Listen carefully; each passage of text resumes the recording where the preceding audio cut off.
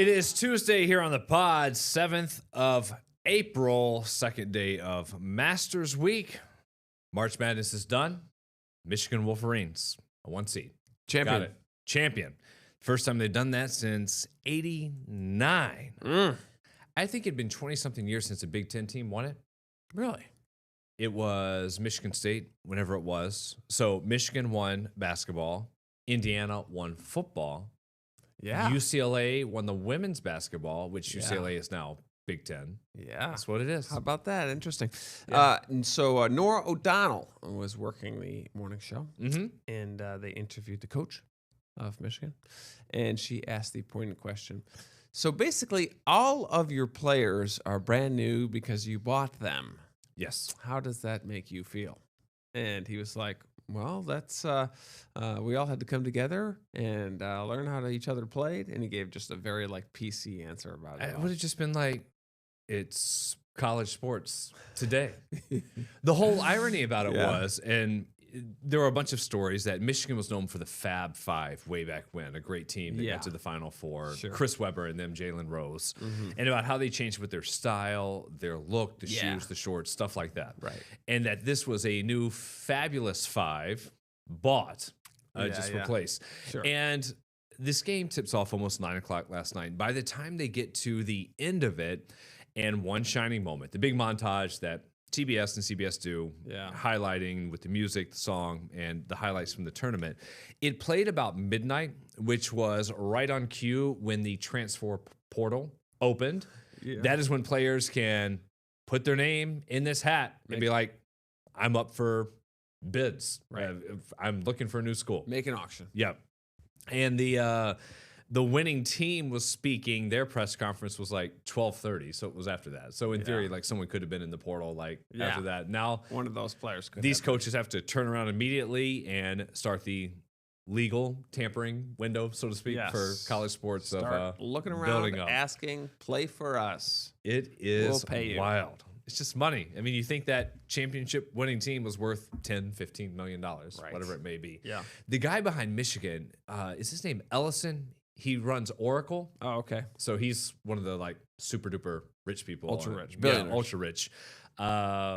It's wild. And good luck to GMAC and Syracuse raising money. So we have that going on. Before we get to some stories, as we were talking about sports, I remember that tonight being the second day at Augusta for Masters Week. Yeah. The Champions Dinner is tonight. Oh, lovely. So this is where everyone in their green jackets, last year's winner, picks the menu, and then current players who had won before, and then those greats, from the past, Watson, all these names, they can all come back and they have their fancy dinner. Is it just boys only, or can you bring your spouse? It's just that's a good question. I know a lot about this. I should know. Yeah, I think it's just wonder. the winners at the dinner. Oh, okay. Yeah. Yes. So your wife can She orders from the hotel lobby. Well, there's a whole thing about Augusta and not letting female members in till, was it Condoleezza Rice, I think was the first member just a few years ago. That's pretty bad. Anyway, so Rory's menu, I wanted to pull this up. Yeah, and what's this is Rory an got on the ESPN menu? article on the menus of years past. So appetizers, peach and ricotta flatbread. That's basic balsamic hot honey basil. Rock shrimp tempura, bacon wrapped dates, which is a nod to his mother. She used to make those, goat cheese and almonds. And then grilled elk sliders. Sounds delicious. He said something, it was one of his tournaments leading up to the Masters. I don't know if it was before his win or previously, but he had just had this elk kick. And he was like, I just had a lot of it. So I got a lot, and that's what I was eating going to it. He said he didn't want to do it for the main meal because he wasn't sure how that would go. So he squeezed that in for the appetizers. First course, yellowfin tuna carpaccio, which is a favorite, I think, of his and his wife's from the restaurant in New York City. Shout out Rochester. Filet mignon, seared salmon, and then sticky toffee pudding for that. It's kind very of good. strange. Yeah. I always like to go back to Bubba Watson because he gets ripped for this all the time. His menu. So where is it? He's got two of them. So 2013 and 15. He served the same menu, both dinners: Caesar salad, chicken breast, green beans, mac and cheese, confetti cake, and vanilla ice cream. That's what we had for my daughter's birthday. There you basically, go. is what you have. We love Yes. our confetti cake as well. Yeah. And it's so basic. It's Grilled so funny. chicken, Cobb salad. Because all day. all there was, and this is fun story going way back when. Huh. When was yeah? So it's just interesting to see, and then of course they've got $1,000 wine bottles, stuff like that, and the Masters has done a lot more with sharing what they have. Cowboy ribeye. That was Patrick Reed. So when he wanted 18, so his dinner 19, yeah, big old cowboy ribeye, mac and cheese, cream spinach, creme brulee, Ooh, steamed broccoli. yeah. Sounds good. Tiger Woods, the last time he had it, it was sushi, steak, assortment of desserts. And he is obviously dealing with a lot going on with medications, his crash and everything. And there were questions if he was going to play. He's not going to play. And then it was, will he even show up to be part of the dinner ceremonies? Right. He's not going to be around. But we'll have the Masters teeing off on Thursday, so soon enough. Thursday, do they put it on ESPN or is it the Golf Channel or? Well, Amazon's in it now too. Amazon's this showing year. it. So like a couple hours, they'll have some coverage, ESPN, and then we have it on Saturday and Sunday. So it'll be a lot of fun. I haven't checked the weather. Usually I try to keep an eye on down there, but I saw the guys wearing some sweaters. I think it's going to be a little chilly. Maybe a little bit of rain for the first couple of rounds, but hopefully dry by the weekend. Is always some story with that when they've got the green and white umbrellas and everything going on. Right. Yesterday we were driving. I was taking my mom, had a great trip up here to see us, hang out, took her to the airport. Yeah. Had the girls in the car. And I'm driving back. Well, as I was going to the airport, I did the big 590 sweep around, passing through there, made it through the construction zone. So I was like, it's not too bad. It was fine going out. And then I just see a line of traffic from Monroe looking across to the northbound lanes of 590 all the way back to Winton and Jewish Home. What is over there towards 390? Yeah, of Rochester, yeah. It was just slow merging, miles and miles. I said, I'm not going to do this. It was like 4 in the That afternoon. was down to the single lane. Yeah. And I said, I am going to cut back through the city. So I did the airport drop off, nice and smooth, start passing back through, make it over towards 490 and 590, the old can of worms. Yeah. And we're just talking, girls in the car, and I'm coming down underneath one of the overpasses, and I see a giant black ball, Oh, and then wings start moving. yeah. And before I could do anything, I just hear, thump, boom, bow, Oh, man. feathers Everywhere. flying up the windshield. It just smashed right into Oh. a crow, whatever it may have been. Brutal. It was huge. I'm Big not lying. bird. The girls are like, "What was that?" Yeah. And I was like, I'm like, I don't think I can tell him this just yet. You're not ready. I don't think we're ready to talk about if you hit a squirrel or a chipmunk Yeah. or a deer. You can't hide that, but no. it was just obliterated as soon as I hit it.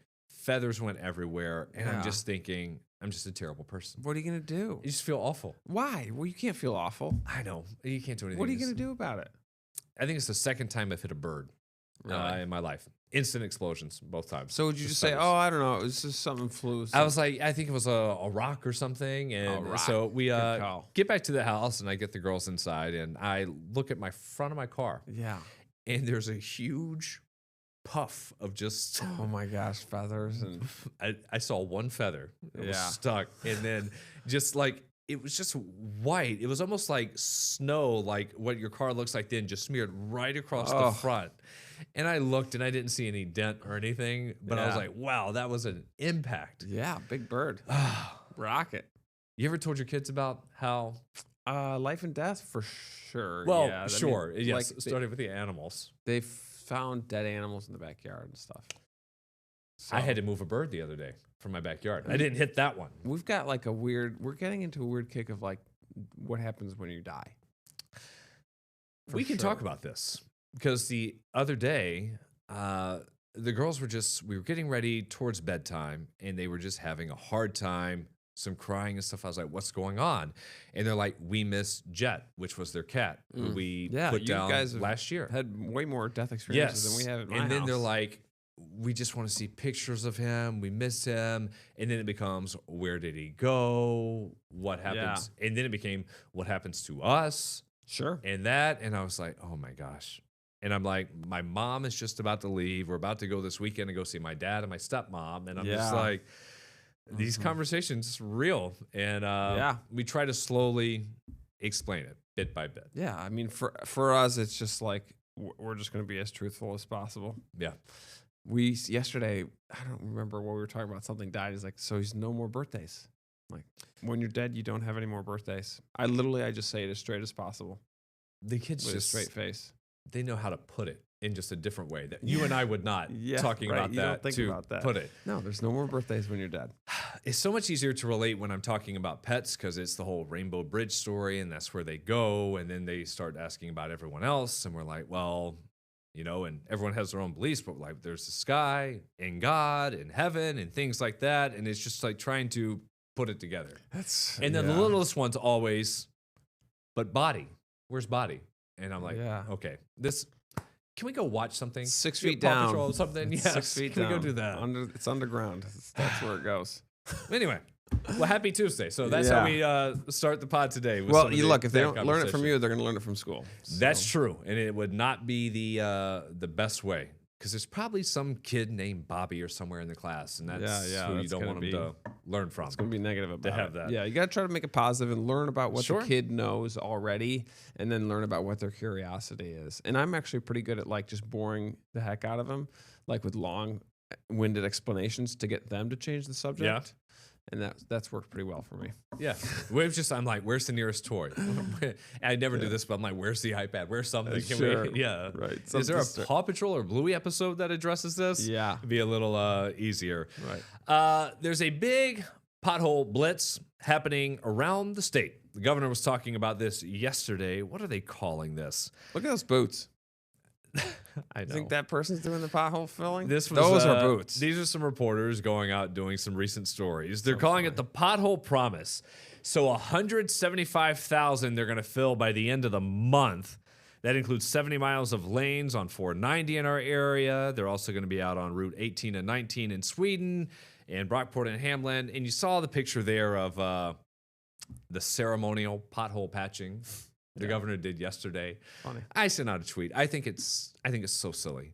I think it's any props for our politicians when we're doing stuff. Yeah. The gold shovels in the fake dirt pile. Yeah. Giant scissors that they can find cutting ribbons. That tool is what I needed when I did my chipmunk in your driveway to do that. I'm like, just let's give the crew some praise. Let them do their work. What's this gossip about this Whole Foods pothole? We've had a couple email exchanges. I think I'll give Adam Chodak a shout out. He mentioned it. We've seen multiple accidents. Have you seen the email chain about this one massive I was looking into pothole? it. So we got an email from this person that they busted their tire on a pothole. I'm going to pull this up real quick. Okay, and then we got a tow truck driver that said this one pothole is just a killer, and it has taken many a car outside of Whole Foods. Yes, a lot of people talking about that. Monroe, as you're getting close to 590. Yeah. So Primetime 585, Karen and company, who we do a lot Gerard, with. Yeah, they were tagged on it. She made a post recently saying, where's the worst pothole Rochester, and wanted people to know. Yeah. And I was scrolling through and I was like, okay, where is all this coming from? Yeah.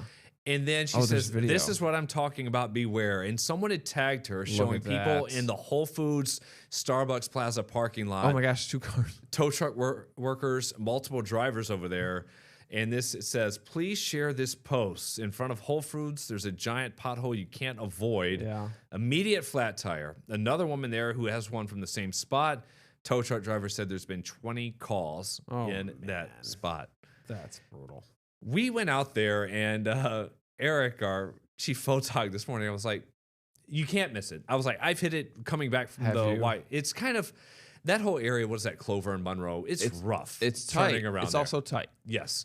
And then in front of the gas station, and then as you're making your way up towards the cookie store and Starbucks, like it's just kind of rough. Yeah. And there was a spot there at that intersection where crews had put a giant plate before where you dip down for like several feet. It was a square. Also not fun. And I think it just kind of started to give way. And he was like, listen, I didn't see one the size of, the Cops Hill Reservoir or anything. Yeah. But I saw many over there, and I think it's just a problem spot. Yeah, what's going on with one around our corner by the dumpster? Still haven't gotten that one taken care of. Oh, don't say that too loud. We do still have one here in the property. Well, at this point, that one is like right in the middle of the road, so you can avoid it. It's there, though. But it is there. I walk past it every single day. And you keep looking at it? Do you? Looking at you? This is for everyone who leaves our station behind it. I mean, it is right in the middle of the road. Yeah. Do you, in your car, do you straddle it when you go? I go to the left between the pothole and the dumpster. You go to the left. I cut it close. Really? And then I'm like, maybe this is where I hit that screw. I saw Leah go to the right. Well, there's no room over there. I thought there was less room to the left. Anyways, I straddle it. You're gonna get a I straddle. I straddle. And when it's full of water, that's when it's kind of hard to see. It's deceptive. It's deceptive. If it's dry, you can be like, okay, there's a crater in the middle of this. I gotta take a picture just to show some people this pothole. Here, yeah. Speaking of photos, I want to pull this one a up. basketball and put a basketball in it for people to, anything. so you can use it as a reference. Mark's Pizzeria, Salvatore's Pizza Box, a giant sheet one just to cover it up. That's what we need. Before my mom left town yesterday, we were shopping at Walmart, and I come across something, and she just goes, "Hey, do you need this for your birthday?" Yeah. And I go over and I take a picture, hold it up to you. There it is. Same exact thing that I got. Same price. 36-inch griddle, Blackstone, $297. There it is. Allegedly marked down from $344. Yeah. And that's a great price. I was like, oh man, am I about to do this? I'm thinking about it. Jump on the train. I didn't yesterday, but I told you I might drive by and pick it up today. We got it at Tractor Supply, and I don't even think they advertise with us. Maybe they should, but it was assembled already, which is kind of nice.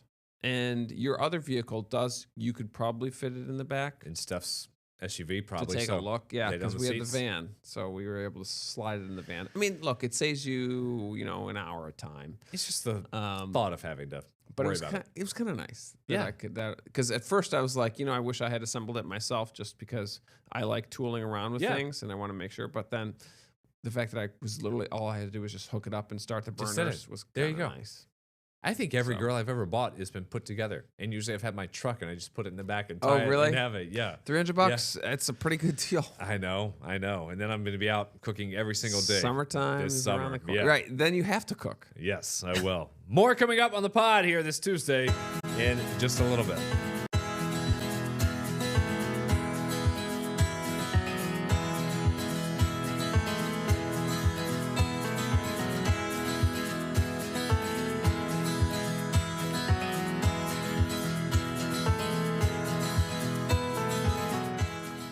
The Sabres won again last night. Yes, they so did. They're tied with Tampa, top of the division. I believe with the tiebreak, they're third in the conference. So now everything is just about seeding, what you're going to have for the playoffs. And again, 14 years since we're back in the Stanley Cup postseason. For many fans, they are saying, what exactly was it that made it click this year? We don't know. We don't care because it is just a heck of a ride. We've been saying we're back since we started the win streak, and that's just what we say. Throughout the day, I'll be looking at someone at work, I'll say, we're so back. You get a new coach, and it changes the entire atmosphere. And I think that's what happened, and they just started winning games. Go Bills. Hopefully they can keep it rolling into the playoffs. Stick together, do what you've always done to get yourself to this point. Don't change anything, just keep doing what you're doing. The place is rocking. So they got like a week and a half or so to go in the regular season, and then it will be playoff time. What's interesting is the players roster isn't that much different when they got the coaching No, it's change. not. And it was what was his name? Kevin Adams, the GM they fired not long ago.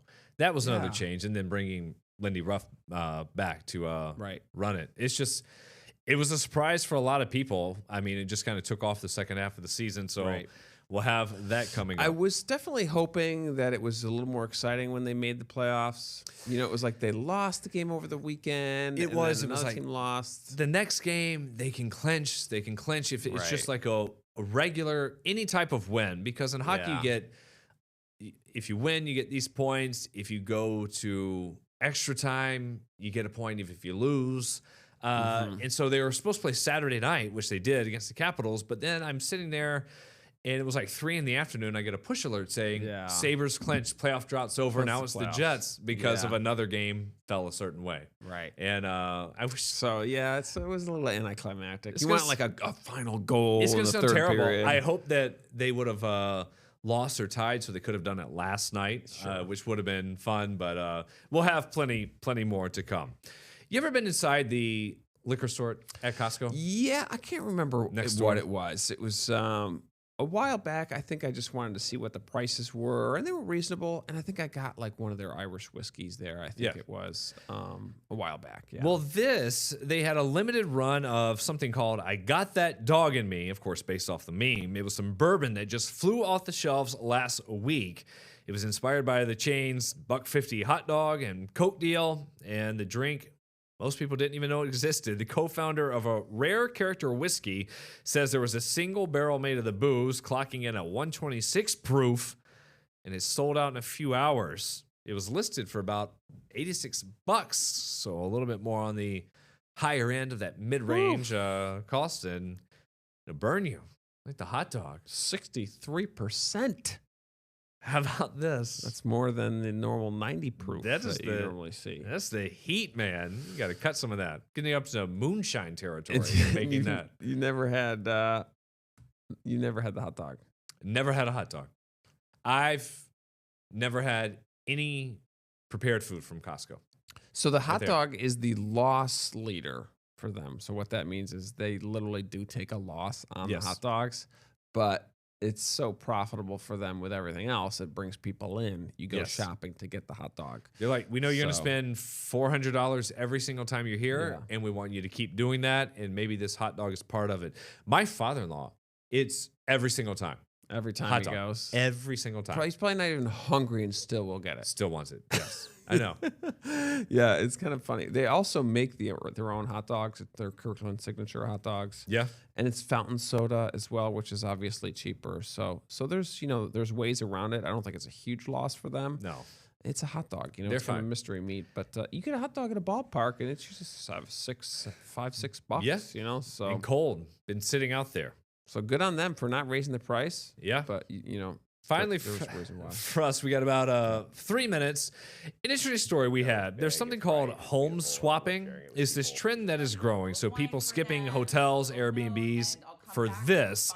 So they are literally trading homes with other people, strangers, for weeks or months at a time. There are platforms like Home Exchange and Kindred seeing a membership surge. And they say part of it's authentic. You're more of the, showing movies, the neighborhood, the city, different feels for it. And that it can save you some money. So I was curious, and I know you were too, when we talked about our Sunrise show, the cost. Right. The way that I'm understanding how this works is that it's kind of like a timeshare. There's a membership cost. So $235 a year, unlimited exchanges, and there are some costs that go up depending on the exact property. And that's kind of it. And then you just swap. And there may be certain cleaning fees be set by somebody. Yeah. And whenever you throw it in, so annual membership for some of these, $150, $300, and then you just hope your schedules work out to swap. Yeah, because you got to imagine like $1 million home versus like a shack, Yeah, someone's like, can you throw in something else? Yeah, what's your liquor cabinet like? Or, right, yeah. What anything like that? Stuff you got Do I going have to clean? Yeah, I'm sure this has been going on for a long time. It's just now it's official, and there's actually something getting more popped up. Yeah. Would you do it? No, really. I don't like the feel of someone being in my house. Someone else going in like your that. house. Yeah. If I was to do it, I'm thinking like I would want to do it like on the beach. Yeah. And I just can't imagine anyone's trying to come to my house. I know. Like I live in like outside of Rochester, New York. Like what? Right. Who's going to be chomping at the bit? I don't live on the lake. Who's coming to do just that? In a random residential neighborhood. Who's going to want to?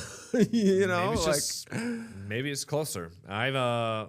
We got a Airbnb for a house in Memphis. Going to see my dad. Maybe I could have just swapped a house. Like, do you want to come up here for the weekend? We'll just trade. And then you have to line up your schedules. You have to make sure they're available. You're available. You have to have it seems very logistically challenging. It's the horror stories you hear of people who get into timeshares, and they're like, you get a Wednesday, Thursday in June. That's it. Yeah. Yeah. And now they got to sleep in your bed. I know. That's the weird part. Clean it all. Toilets, everything. Take out the trash. That's my bed. Yeah. We'll see you at noon. News 8. Back here tomorrow on the pod. Get the Rochester First streaming app today for everything you love from News 8 On Demand, plus exclusive shows you won't see anywhere else. Search ROC and download for free on Roku, Amazon Fire, and Apple TV.